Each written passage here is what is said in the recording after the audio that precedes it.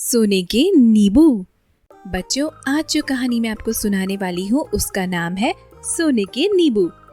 विलासपुर नाम के एक छोटे से गांव में एक परिवार रहता था, जहाँ हरिया और उसकी पत्नी विमला और एक छोटी सी बेटी राधा रहती थी।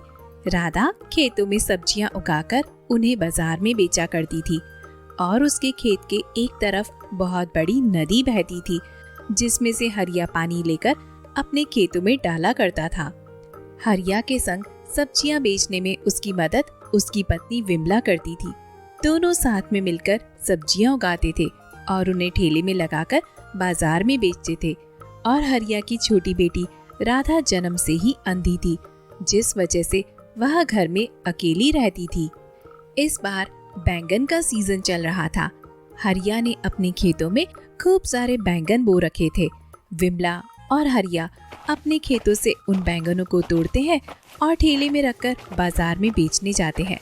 हरिया एक जगह ठेला खड़ा करके लोगों को आवाज लगाकर बुलाता है, सब्जियां ले लो, सब्जियां, ताजी ताजी सब्जियां ले लो। इस तरह से हरिया बाजार जाकर सब्जियां बेचता था। धीरे धीरे बैंगन का सीजन भी खत्म होता गया और हरिया ने अपने खेतों में गोभी उगाना शुरू कर दिया। हरिया और विमला दिन रात खूब मेहनत करते थे और अपने खेतों में गोभी की बेहतरीन फसल उगा लेते हैं। एक बार हरिया और विमला खेत में काम करने जाते हैं, तभी वो आपस में बातचीत करने लगते हैं। अरे राधा के पापा, 2 महीने बाद तो हमें राधा के आंखों का ऑपरेशन भी करवाना है। उसके लिए बहुत सारे पैसे जुटाने होंगे ना, और अभी तक पूरे 8 लाख रुपए तो जमा ही नहीं हो पाए हैं। जितने हैं वो भी आधे आधे ही हैं। ये सब कैसे होगा जी? अरे राधा की मम्मी, भगवान के ऊपर भरोसा रखो। इस बार हमारी गोभी की फसल अच्छी होगी और इससे जो हमें पैसे मिलेंगे उससे हम अपनी बेटी का ऑपरेशन करवा लेंगे। हे भगवान, हमारा साथ देना। इस तरह दोनों आपस में बातचीत करके खेत से वापस घर जाने लगते हैं। कुछ समय बाद सूरज भी ढल जाता है। शाम होने वाली होती है। दोनों पति पत्नी खेत में काम छोड़कर अपने घर की तरफ लौट जाते हैं। घर में आकर देखते हैं कि राधा बिस्तर पर अकेली बैठी हुई थी। अपनी बिटिया को देखकर विमला बोलती है, अरे मेरी गुड़िया रानी, अकेली क्यों बैठी हुई हो? क्या बात है, आज चेहरा इतना उदास क्यों लग रहा है? मम्मा, पापा, आप तो सुबह से शाम तक खेतों में ही रहते हैं। मैं घर में अकेली दिन भर बोर हो जाती हूँ। बस मुझे अच्छा नहीं लगता। अच्छा, तो मेरी गुड़िया बेटी बोर हो रही है, ऐसी बात हो गई। अब इसका क्या हल निकाला जाए गुड़िया रानी? मम्मी, आप तो मुझे घुमाने भी नहीं लेके जाती। सोनिया की मम्मी अपनी बिटिया को गांव में मेले में घुमाने ले गई है, और एक आप है जो घर आकर भी सिर्फ काम ही करती रहती है। आप दोनों को तो कुछ सोचता ही नहीं है। अरे, तो मेरी परी को मेले में घूमने जाना है? ठीक है, आज सारे काम बंद और सिर्फ मेरी राधा बिटिया को मैं मेले में लेके जाऊंगी। हाँ मम्मी, सच्ची में मम्मी।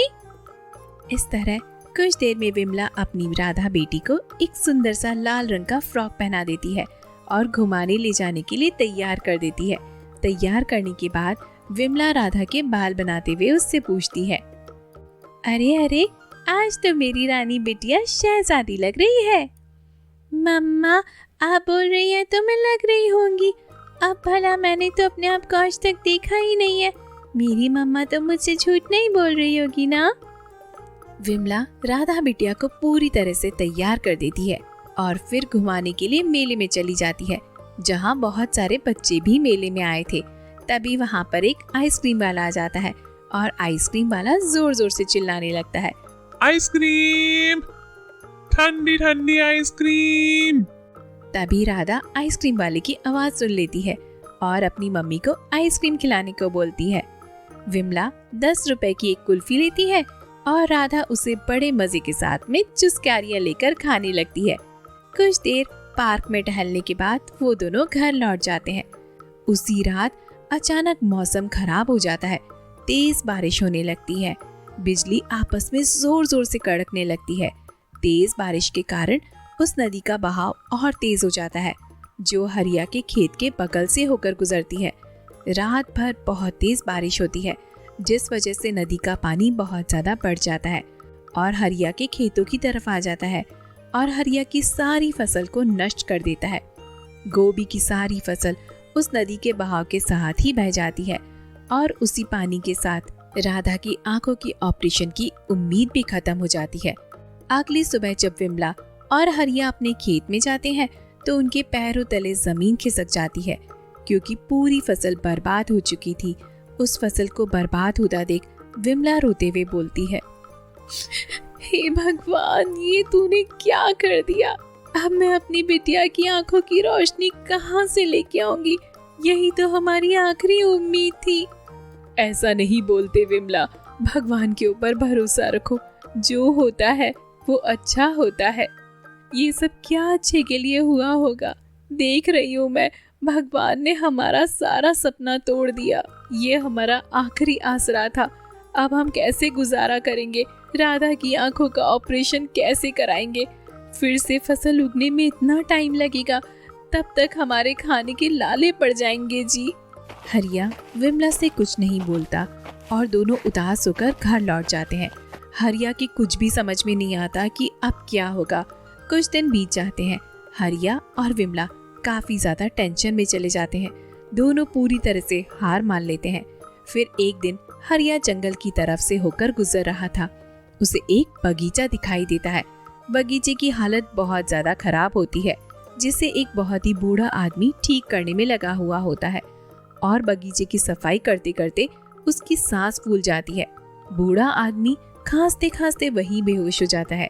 हरिया उस आदमी को देखकर तुरंत उसके पास भागकर जाता है और उसे उठाकर एक पेड़ के नीचे बैठा देता है। फिर बूढ़ा आदमी होश में आता है। तभी हरिया उससे बोलता है, आप ठीक है ना? आप आराम कीजिए, मैं आपका बगीचा साफ कर देता हूँ। उसी बगीचे के बगल में उस बूढ़े आदमी का घर होता है। वह अपने घर चला जाता है और हरिया उस बूढ़े के बगीचे को पूरा साफ कर देता है और उस बूढ़े आदमी की घर की तरफ चौखट पर जाकर उससे बोलता है, बाबूजी, अब मैं चलता हूँ। आपका बगीचा तो पूरा ठीक हो चुका है। तभी अंदर से वो बूढ़ा आदमी आता है। उसके हाथ में एक पोटली होती है। वह बूढ़ा आदमी उस पोटली को हरिया के हाथ में देते हुए बोलता है, रुको बेटा, ये लो, इस पोटली को तुम ले जाओ। इसमें कुछ बीज है, उसे अपने खेतों में छिड़क देना। बाढ़ में तुम्हारी खेती भी खराब हो गई होगी ना? लेकिन बाबूजी, आपको कैसे पता चला मेरी खेती नष्ट हो गई है? अरे बेटा, यूं ही धूप में मैंने अपने बाल सफेद नहीं किए हैं।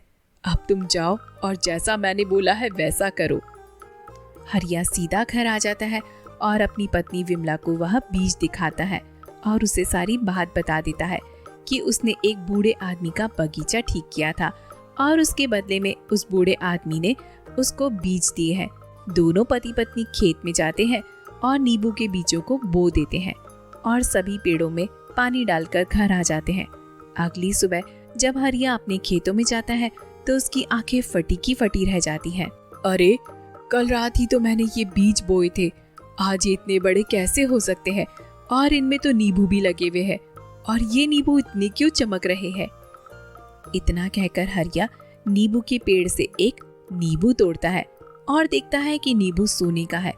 सोने की नींबू को देखकर हरिया की खुशी का कोई ठिकाना नहीं होता। वो तुरंत आवाज लगाकर विमला को बुला लेता है। विमला वहां पहुंचती है। तभी हरिया बताता है कि उन्होंने जो नींबू के बीज बोए थे वो सोने के नींबू देने वाले हैं। यह सुनकर विमला भी बहुत खुश होती है और चारों तरफ देखती है कि उसके पूरे खेत में सोने के नींबू उगे हैं। हरिया तुरंत उन नींबू को तोड़ता है और बाजार जाकर उसे एक बड़े सोनार की दुकान पर बेच आता है। फिर हरिया सबसे पहले अपनी बेटी की आंखों का ऑपरेशन करवाता है और फिर एक बड़ा घर खरीद लेता है और साथ में एक बगीचा भी। सब कुछ ठीक करने के बाद जब हरिया दोबारा उस बूढ़े आदमी का शुक्रगुजार करने जाता है उसी जंगल में, तो वहाँ पर कोई भी बूढ़ा आदमी नहीं होता और न ही वो बगीचा होता है। फिर हरिया भगवान का शुक्रगुजार करते हुए वहाँ से लौट जाता है